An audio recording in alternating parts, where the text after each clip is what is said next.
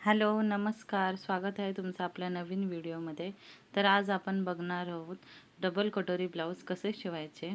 तर हे बघा, आपले जसे नॉर्मल कटिंग असते तशी मी कटोरीची कटिंग करून घेतलेली आहे. ब्लाऊजची उंची बघा 14 आहे. 1 इंच एक्स्ट्रा करून 15 इंचावर कटिंग केलेली आहे. मुंडा बघूया. 9 इंच म्हणजे 36च्या मापाचा आपला हा ब्लाऊज आहे.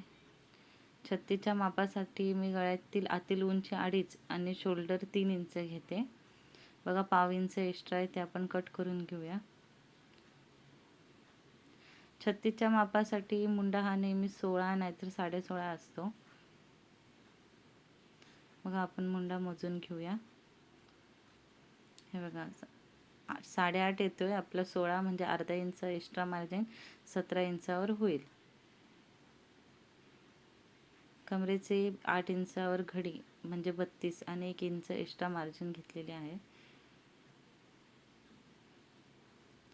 तर आता आपण कटोरीकडे वळूया.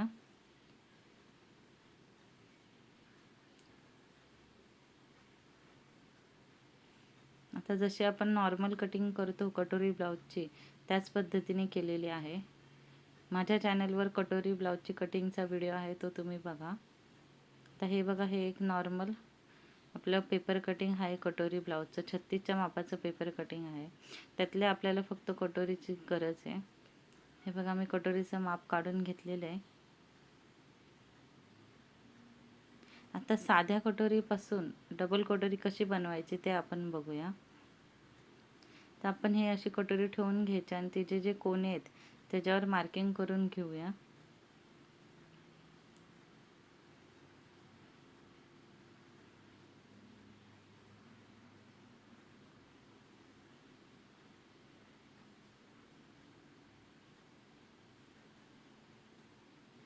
मार्किंगपासून आपल्याला खाली 2.5 इंचावर मार्किंग करायची आहे आणि ते दोन्ही मार्किंग आपल्याला सरळ जोडून घ्यायचे आहेत.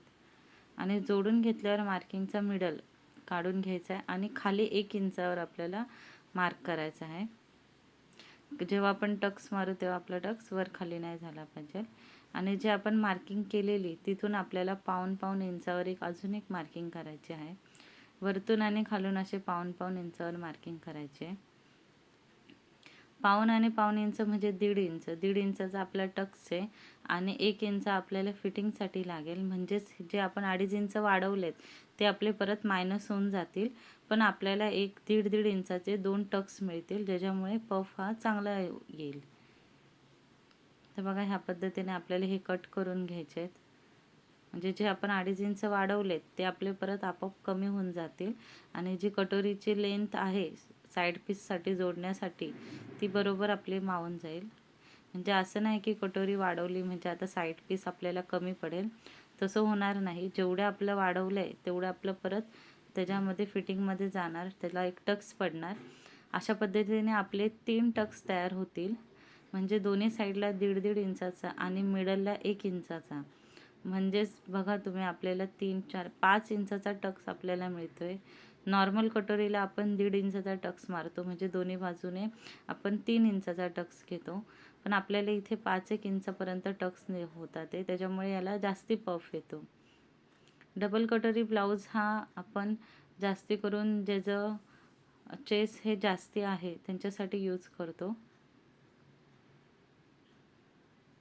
आता हे आपण अस्तरला लावून जोडून घेऊ.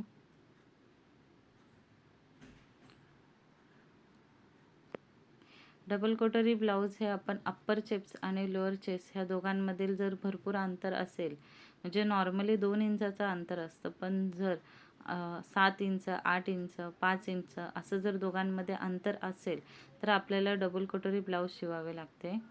याला ब्राकट कटोरी पण म्हणतात. आणि याचा अजून एक फायदा म्हणजे याचा जे कटोरीवर टक्स मारल्यावर जे टोक निघतात, तर ह्या ब्लाऊजचे टोक निघत नाही.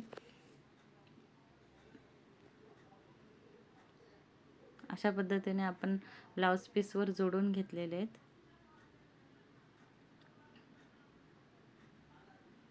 तुम्ही कोणत्या पण पद्धतीने जर कटोरी ब्लाऊजची कटिंग करत असेल आणि तुम्ही जी कटोरी यूज करतात पेपर कटिंगसाठी तीच कटोरी ठेवून आपल्याला खालून 2.5 इंच वाढवून घ्यायचं आहे आणि दोघांचा मिडल काढून खालून 1 इंचाने आपल्याला वाढवायचं आहे.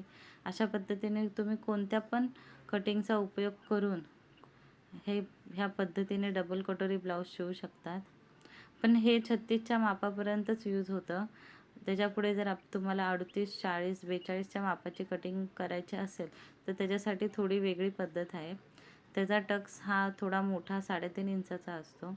आता याचा बघा आपल्याला उभा 3 आणि आडवा 1 घ्यायचा आहे. जर तुमचे 40च्या मापाचा जर ब्लाऊज असेल तर त्याला तुम्हाला उभा 3.5 लागेल.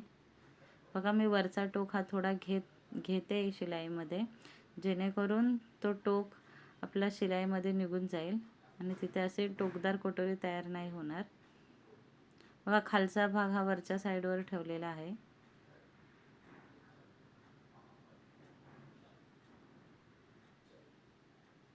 हे बघा कुठेच कमी किंवा जास्ती कपडा होत नाही, बरोबर मापात आपली कटिंग झालेली आहे. आणि तुम्ही पफ बघू शकतात किती चांगला आलेला आहे. कटोरीची फिनिशिंग, कट बघा 3 इंचाचे हा आपली उभा टक्स झालेला आहे, म्हणजे तो शिवून आपला बरोबर 2.5 इंचावर होईल. 36च्या आणि 34च्या मापासाठी 2.5 इंचाचा टक्स खूप होतो. जर तुम्हाला ब्लाऊज मोठ्या मापाचा शिवायचा असेल तर त्याची वेगळी पद्धत आहे. जर तुम्हाला ती शिकायची असेल तर मला कमेंट्समध्ये नक्की विचारा. मी तुम्हाला 40-42च्या मापाचं डबल कटोरी ब्लाऊजची कटिंग दाखवेल. त्याच्यामध्ये थोडे चेंजेस करावे लागतात, पण त्याचाही पफ याच्यापेक्षा चांगला येतो.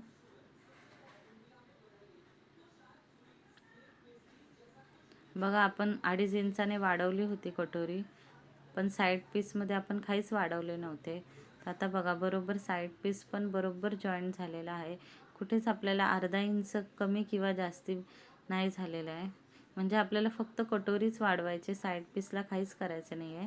आणि नॉर्मल जसं आपण ब्लाऊज शिवतो तसं ब्लाऊज शिवत जायचं आहे. खालून योगपट्टी लावायची आहे.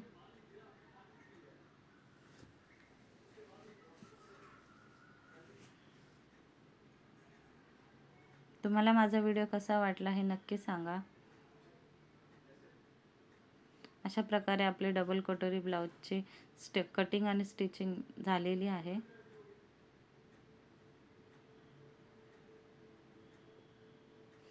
तुम्हाला माझे जर कटिंग बघायचे असेल 36च्या मापाची तर त्याचाही मी व्हिडिओ बनवलेला आहे, तोही बघा माझ्या चॅनलवर जाऊन.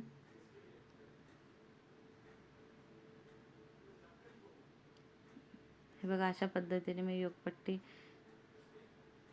बनवलेली आहे. तर याला आपण हुकपट्टी, आळीपट्टी बनवून घेऊ. थोडासा बघा टोक आलेला आहे, ते क्लिअर करून घ्यायचा.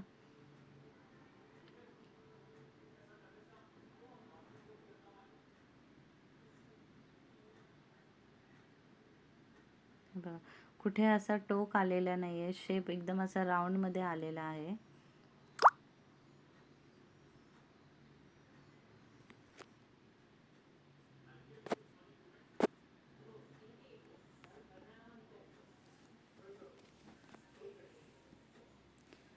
आता मी आळीपट्टी बनवत आहे. आळीपट्टीसाठी मी अस्तर वापरलं आहे आणि मेन पीस जो आपला ब्लाऊजचा असतो.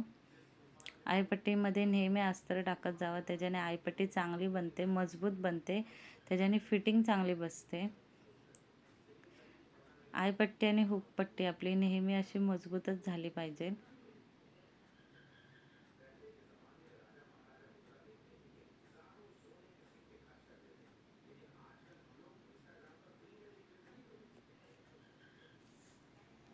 अशा प्रकारे आपला हा डबल कटोरी ब्लाऊज तयार झालेला आहे. तुम्हाला माझा मेथड आणि कटिंग कशी वाटली ते नक्की सांगा कमेंट करून. थँक्यू.